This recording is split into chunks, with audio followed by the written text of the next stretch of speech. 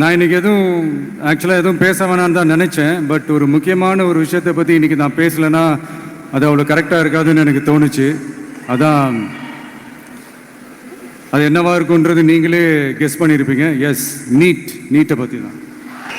இந்த நீட்டுன்றது பார்த்தீங்கன்னா நம்ம தமிழ்நாட்டில் இருக்கிற மாணவ மாணவிகள், குறிப்பாக கிராமப்புறத்தில் இருக்கிற ஏழை எளிய பிற்படுத்தப்பட்ட, மிகவும் பிற்படுத்தப்பட்ட மற்றும் தாழ்த்தப்பட்ட வகுப்பினை சேர்ந்த இந்த மாணவ மாணவிகள் எல்லாருமே ரொம்பவும் பாதிக்கப்படுறாங்கன்றது தான் ஒரு சத்தியமான ஒரு உண்மை. இந்த நீட்டை பற்றி ஒரு பிரச்சனையாக நான் பார்க்குறது என்னென்னா, ஒன்று இந்த நீட் இந்த மாநில உரிமைகளுக்கு எதிரானதாக இருக்குது. நீங்கள் 1975க்கு முன்னாலே பார்த்தீங்கன்னா இந்த கல்வி மாநில பட்டியலில் தான் இருந்துச்சு.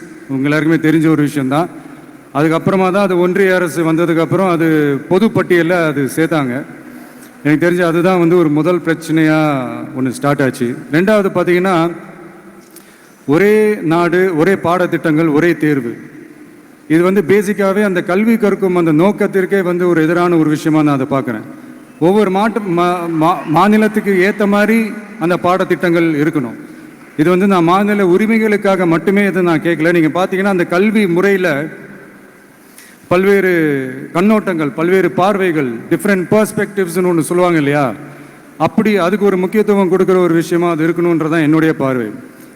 Diversity is a strength, it is not a weakness. பன்முகத்தன்மை அப்படிங்கிறது அது ஒரு பலமே தவிர பலவீனம்னு சொல்ல முடியாது. இதில் இன்னொரு முக்கியமான ஒரு விஷயம் என்னென்னா, மாநில மொழியில் படிச்சுட்டு, ஸ்டேட் சிலபஸில் படிச்சுட்டு, என்சிஇஆர்டி சிலபஸில் தேர்வு வச்சா அது எப்படிங்க? கிராமப்புறத்தில் இருக்கிற மாணவ மாணவிகள், அதுவும் அவங்களுடைய மருத்துவ படிப்புக்கு கொஞ்சம் யோசிச்சு பாருங்கள், இது எவ்வளோ ஒரு கடினமான ஒரு விஷயம்னு. மூணாவது நான் பார்க்குற ஒரு பிரச்சனை என்னென்னா, இப்போ போன மே மாதம் 5ஆம் தேதி அந்த நீட் எக்ஸாம்லாம் நடந்துச்சு. அதில் சில குளறுபடிகள்லாம் நடந்ததா நம்ம நிறைய அந்த செய்திகள்லாம் பார்த்தோம், படித்தோம் இல்லையா.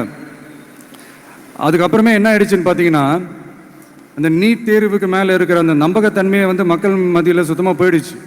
இனிமேல் நாடு முழுக்க அந்த நீட் தேர்வே தேவையில்லை அப்படிங்கிறத இந்த செய்திகள் மூலிமா நாம் எல்லாருமே புரிஞ்சுக்கிட்ட ஒரு விஷயம். சரி, இதுக்கு என்னதான் தீர்வு அப்படின்னா, நீட்டு விலக்கு தான் இதுக்கு உடனடி தீர்வு. நீட்டு ரத்து கோரி தமிழக சட்டமன்றம் கொண்டு வந்திருக்கிற அந்த தீர்மானத்தை நான் மனப்பூர்வமாக வரவேற்கிறேன். அந்த ஒன்றிய அரசு அந்த கால தாமதம்லாம் எதுவும் செய்யாமல் தமிழ்நாட்டு மக்கள் அவங்களுடைய உணர்வுகளுக்கு மதிப்பு கொடுத்து இதை சீக்கிரமாகவே இதை சால்வ் பண்ணணும் அப்படின்றதான் இங்கே நான் கேட்டுக்கிறேன். சரி, ஓகே, இதுக்கு நிரந்தர தீர்வு தான் என்ன அப்படின்னா, அந்த கல்வி பொது பட்டியலேருந்து மாநில பட்டியலுக்கு கொண்டு வரணும். ஒருவேளை அதில் ஏதாவது சிக்கல்கள் இருக்குது அப்படின்னா, ஒரு இடைக்கால தீர்வாக இந்த இந்திய அரசியலமைப்பு சட்டத்தை திருத்தி ஒரு ஸ்பெஷல் கன்கரண்ட் லிஸ்ட், சிறப்பு பொது பட்டியல் அப்படின்னு ஒன்று உருவாக்கி அதில் கல்வி மற்றும் சுகாதாரத்தை அதில் சேர்க்கணும்.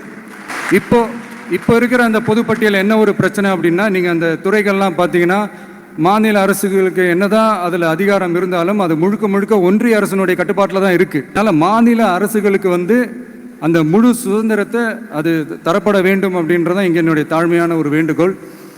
ஒன்றிய அரசு அவங்களுடைய கட்டுப்பாட்டில் இருக்கிற ஒரு சில இந்த மெடிக்கல் காலேஜஸ்லாம் இருக்குல்ல, எய்ம்ஸ், ஜிப்மர், பிஜிஐ, இந்த மாதிரி நிறுவனங்களுக்கு வேணால் அவங்க அந்த நீட் எக்ஸாம் நடத்தணும்னா நடத்திக்கலாம்.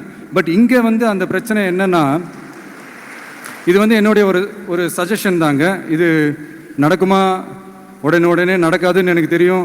அப்படியே நடந்தாலும் அதை நடக்க விட மாட்டாங்கன்னு எனக்கு தெரியும். அதனால் இந்த சந்தர்ப்பத்தில் என்னுடைய சஜஷனை உங்ககிட்ட அதை நான் பகிர்ந்துக்கணும்னு ஆசைப்பட்டேன். இதுதான் என்னுடைய தனிப்பட்ட ஒரு கருத்து நீட்டை பற்றி.